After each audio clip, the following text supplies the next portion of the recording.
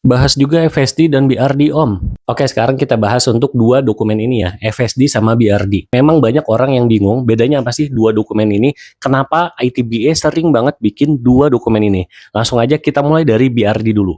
Jadi BRD itu singkatan dari Business Requirement Document. Biasanya BRD ini tuh dibikin sama user ataupun tim bisnisnya langsung. Fokusnya dari BRD, apa yang dibutuhkan dari tim bisnis pada sebuah sistem nanti yang akan kita bangun. Nah, di dalam BRD, biasanya itu pertama ada latar belakang masalah, ada tujuan project, ada ruang lingkup, ada kebutuhan bisnis, dan juga high level requirement.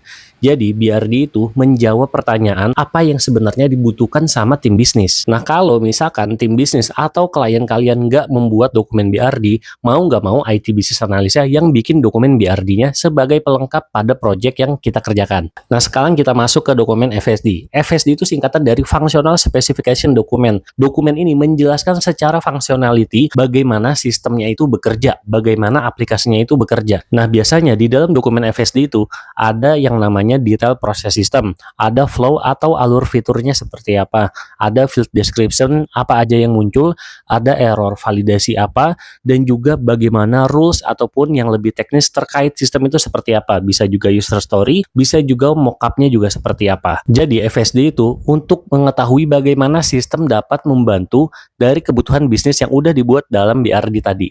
Dan biasanya ITBA itu paling sering bikin dokumen FSD ketimbang BRD, tapi tergantung situasional projectnya seperti apa.